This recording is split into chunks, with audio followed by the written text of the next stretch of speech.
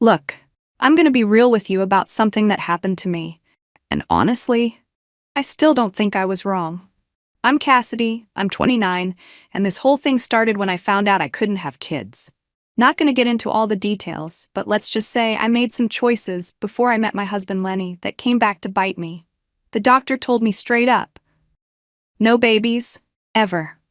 And you know what? That changed everything for me. Like, what's the point of all that intimacy stuff if you can't even make a family?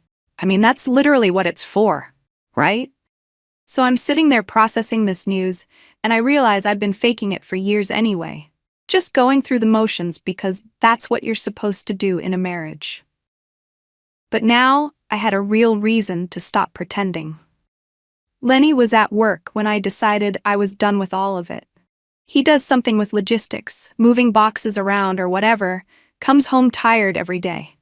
I figured this would actually be a relief for him. No more pressure to perform, no more expectations. I thought I was being mature about it, you know? Like, let's focus on the real stuff that matters in a relationship. When he got home that night, I told him straight up, we're not doing that anymore. I can't have kids, so there's no point. His face went completely blank, like he didn't understand what I was saying. He kept asking questions. What did the doctor say exactly? Could we get a second opinion? What about adoption? I shut that down real quick. I wasn't interested in playing house with someone else's kid. He tried to argue that intimacy wasn't just about making babies, that it was about connection and all that mushy stuff. But honestly, I was tired of pretending. I told him if he really loved me, this wouldn't be a problem. Real love isn't about physical stuff anyway. That's just shallow thinking. The look on his face was like I'd slapped him, but I stood my ground. I explained that this was my decision to make about my own body, and he needed to respect that. If he couldn't handle being in a mature relationship where we focused on emotional connection instead of physical stuff, then maybe he wasn't the man I thought he was. Between us, I kind of enjoyed watching him scramble to understand. Like, finally, he was getting a taste of how it felt when someone just changed the rules without warning. I'd been accommodating his needs for years, and now it was time for him to accommodate mine. He kept trying to bring it up over the next few weeks, asking if we could talk to someone together, see a counselor, whatever. But I wasn't budging. I'd made my choice. And that was that. Every time he brought it up, I'd get emotional and tell him he was pressuring me about something I'd already explained. Why couldn't he just accept my decision and move on? I started to see this as the ultimate test of our relationship. If he really loved me for me, and not just for what I could give him physically, then he'd be fine with this arrangement. We could be companions, best friends, partners in life. Isn't that what marriage is supposed to be about anyway? What really annoyed me was how he started getting all distant and cold. Like I'm dealing with this huge medical news and making this mature decision about our future, and he's pouting because he's not getting his way. It felt selfish, honestly. Here I was, trying to evolve our relationship into something deeper, and he was stuck thinking about shallow physical stuff. I figured he'd come around eventually. He just needed time to adjust to this new reality and realize that what we had was actually better now. But Lenny didn't come around. If anything, he got worse. For the next 2 years, 2 whole years, this man would not let it go. He'd bring it up constantly, always with some new angle or suggestion. First it was couples counseling, then individual therapy for me. Then he wanted me to see different doctors, get second opinions, try hormone treatments. The audacity, right? Like I hadn't already thought through my decision, like I was some confused little girl who didn't know her own mind. It was insulting, honestly. Every conversation felt like he was trying to manipulate me into changing my position, and I wasn't having it. He'd start these discussions all gentle and understanding, thinking he was being smart about it. Honey, I've been thinking, and I'd already know where it was going. So I developed strategies to shut it down. Sometimes I'd just start crying and tell him he was making me feel broken and defective. Other times I'd get angry and storm out, making him feel guilty for even bringing it up. My favorite was when I'd flip it back on him. So my medical condition isn't enough for you? You need me to be physically available even though I can't give you children? What kind of man does that make you? That usually shut him up real quick. Between us, I started to enjoy the control I had. For once in our relationship, I was the one setting the boundaries. I was the one who got to say no and have it actually stick. Do you know how rare that is for women? Usually we're expected to just go along with whatever, but this time I had medical backing for my decision. But then he started changing in ways that really ticked me off. He'd come home from work and barely talk to me.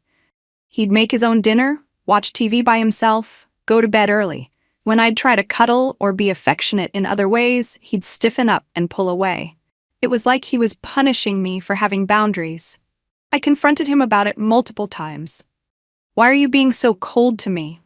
I'm still your wife. I still love you. But he'd just shrug and say he was tired from work. Total BS. He was clearly trying to make me feel guilty for my medical situation, which was cruel if you ask me. The worst part was how he stopped trying to do nice things for me. No more surprise takeout from my favorite place. No more little gifts. No more planning weekend activities. It was like he'd decided if he couldn't get what he wanted, he wasn't going to put an effort anywhere else either. Talk about immature. I started wondering if I'd married the wrong person.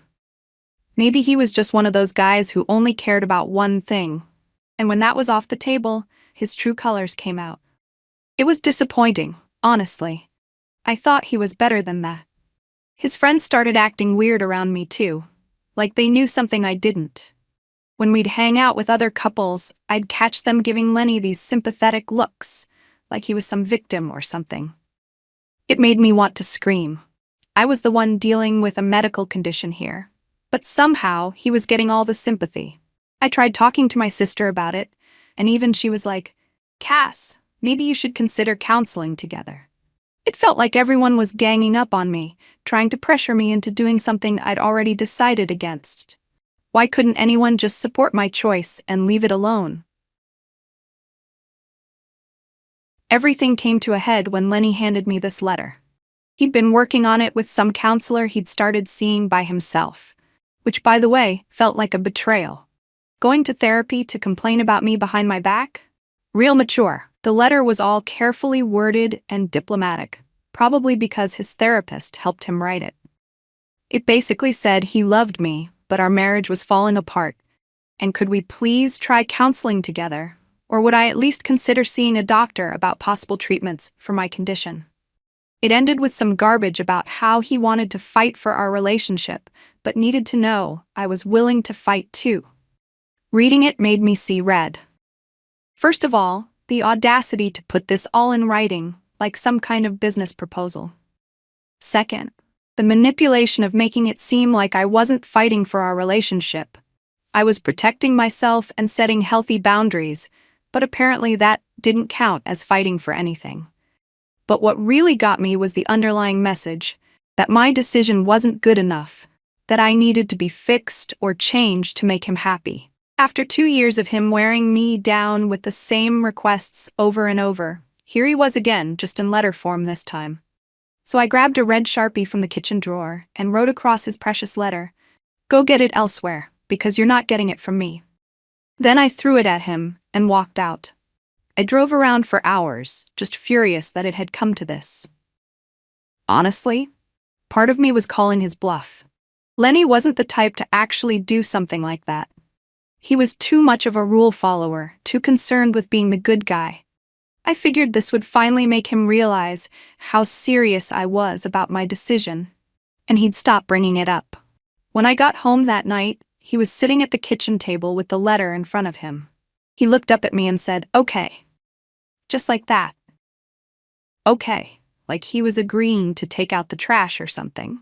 I asked him what he meant by okay, and he said, "You've made your position clear, and you've given me permission to handle my needs elsewhere, so that's what I'm gonna do." I laughed, because it was so ridiculous. "You're not serious." But he just folded up the letter and put it in his wallet. "I'm completely serious. You've told me for 2 years that this is how you want our marriage to be. You just put it in writing, so now I know where we stand." The weird thing was, he wasn't angry or emotional about it. He was just matter of fact, like he'd been planning this conversation for months. It honestly creeped me out a little. This wasn't the Lenny I knew, the one who'd spend an hour apologizing for leaving dishes in the sink. I tried to backtrack a little, saying I was just frustrated and didn't mean it literally. But he held up the letter and said, "This seems pretty literal to me. You even underlined elsewhere." Had I underlined it? I couldn't remember. I was so angry when I wrote it.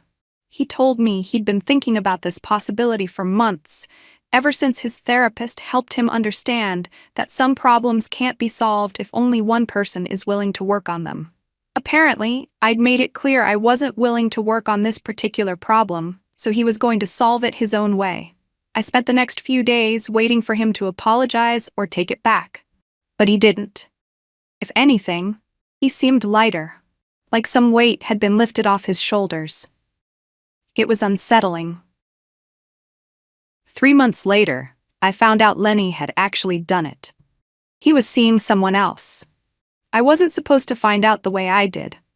I was picking up his work shirts from the dry cleaner when the woman behind the counter made some comment about how nice it was that he'd found someone who made him smile again.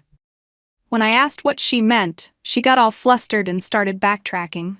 But the damage was done. I confronted him that night, and he didn't even try to deny it. Just asked if I wanted to know details or if I preferred to keep things general. The casual way he said it made me want to throw something at his head. "You're cheating on me," I said, because apparently I needed to spell it out for him. He went to his wallet and pulled out my letter, now all folded and worn like he'd been carrying it around for months. "You told me to get it elsewhere." "This is elsewhere." "That's not what I meant." "Then what did you mean?" "Because I asked you to clarify that night, and you said it seemed pretty literal to you too." I started crying, not even on purpose, just from pure frustration. "I meant you should stop bothering me about it, not actually go sleep with other people." He just stared at me like I was speaking a foreign language. "So you wanted me to be celibate for the rest of my life and never bring it up again?" When he put it like that, it sounded bad, but that wasn't the point. The point was that he was supposed to choose me over everything else. That's what marriage means. I demanded that he end it immediately and promised we could try counseling together. Finally, right? I was willing to compromise. But then he asked the most infuriating question. "What's the goal of counseling? To get you to change your mind about physical intimacy?" I told him counseling was about communication and working through problems, not about me changing my fundamental position on something medical. "So counseling to help us both accept a sexless marriage? If that's what it takes, yes." He was quiet for a long time, just looking at me. Then he said, "I don't think I can do that, Cass. I don't think I want to." The honesty was like a slap in the face. After everything we'd built together, after 3 years of marriage, this was more important to him than our actual relationship. It proved everything I'd suspected about his priorities. I told him he needed to choose, me or her. End the affair, and we'd figure out counseling, or I was done. What would counseling accomplish if you're not willing to discuss the main issue in our marriage? The main issue is that you're cheating. The main issue is that you unilaterally decided to change our marriage and told me to get my needs met elsewhere when I couldn't accept it. We went. He wouldn't agree to end things with her unless I could promise that counseling might actually lead to changes in our relationship. But I couldn't promise that because I'd already made my decision about physical intimacy, and it wasn't changing. The next few months were absolute hell. Lenny was basically living a double life, coming home to me, but spending time with whoever this other woman was. He wasn't even trying to hide it anymore. He'd get texts and just answer them right in front of me. He'd shower and change clothes before coming home some nights. I tried everything to get him to stop. I'd cry and tell him how much he was hurting me. I'd get angry and threaten to leave. I'd try to be sweet and remind him of all the good times we'd had together. Nothing worked. The worst part was how calm he stayed through all of it. Like he'd made peace with the situation and I was the one being dramatic. When I'd scream at him about how this was destroying our marriage, he'd just say, "Our marriage was already destroyed. This is just me refusing to be miserable while we figure out what comes next." What comes next? I couldn't believe he was already thinking about ending things. I started trying to control when he came and went, asking where he was going, when he'd be back, who he was with. But he'd just say, elsewhere, and leave anyway. It was like my own words were being used as a weapon against me. Our friends started picking sides, and I was shocked by how many of them sided with him. Apparently, he'd been more open about our situation than I realized. People knew about my decision and about the letter I'd written. They saw him as the victim, which was completely backwards if you ask me. My sister actually told me I should let him go, because I was torturing both of us. Torturing him? I was the one being cheated on. I was the one whose husband was running around with some other woman, while I sat at home, trying to hold our marriage together. But the absolute worst was when I found out who she was. Some woman from his gym, apparently. Divorced, no kids, works in customer service, or something equally basic. Everything I wasn't. Available, uncomplicated, willing to give him whatever he wanted, without any difficult conversations or medical issues. When I confronted him about her, he said something that still makes me angry. She doesn't make me feel broken for having normal needs. Normal needs, like what I was dealing with, wasn't real or valid. Like my medical condition was just an excuse I was making up to avoid giving him what he wanted. I started watching her social media, trying to figure out what was so special about her. She wasn't even prettier than me, just younger and clearly more desperate. The kind of woman who'd settle for being someone's side piece just to have a man around. But seeing them together in her posts, because apparently she had no shame about flaunting their relationship, made me realize Lenny was different with her. He looked relaxed, happy even. Like the weight of our marriage problems had just disappeared. That's when I knew I was losing him for real. And I had to do something drastic to get his attention back. I gave Lenny an ultimatum. Choose me or choose her, but this halfway situation had to end. I was willing to try counseling if he'd just stop seeing this other woman and commit to working on our marriage. His response? What's the point of counseling if you've already decided physical intimacy is off the table forever? I tried to explain that counseling could help us find other ways to connect, other ways to be intimate that didn't involve what I couldn't give him anymore. But he just shook his head like I wasn't getting it. Cass, I don't want to learn how to be okay with being celibate for the rest of my life. I want to be with someone who actually wants me. That stung. I did want him, just not in that specific way. But apparently that wasn't enough anymore. He filed for divorce 3 weeks later. I couldn't believe it. After everything we'd been through, after all the years we'd built together, he was throwing it all away for some random woman he'd known for a few months. It proved everything I'd always suspected about men. They're only interested in one thing. And when you take that away, they have no loyalty at all. The divorce was nasty. He had documentation of everything. My letter, records of all his attempts to get me to try counseling, even notes from his individual therapy about how our marriage problems were affecting his mental health. He made it look like I was the unreasonable one, like I'd been withholding affection to punish him or something. My own family started questioning my side of the story when they found out about the letter. My mom actually asked me what I expected him to do if I wasn't willing to be a wife to him in all the ways that mattered. Even she was taking his side. I lost most of our mutual friends. They all acted like Lenny was some saint who'd tried everything to save our marriage while I was the stubborn one who wouldn't compromise. Never mind that I was dealing with a medical condition. Never mind that I was the one who got cheated on. The final insult was when I found out through Facebook that he'd moved in with her. Not only moved in, but they looked genuinely happy together. She posted pictures of them doing normal couple stuff, grocery shopping, watching movies, going out to dinner, all the things Lenny and I used to do before everything fell apart. What really got me was seeing how relaxed and confident he looked in those pictures, like he'd become a completely different person. Someone I barely recognized. The man I'd been married to for 3 years was quiet and tired all the time. This version of him was laughing and social and seemed to actually enjoy life. I'm living alone in our old apartment now, and honestly, I'm done trying to make everyone understand my side. Lenny chose immediate physical gratification over building something deeper with me.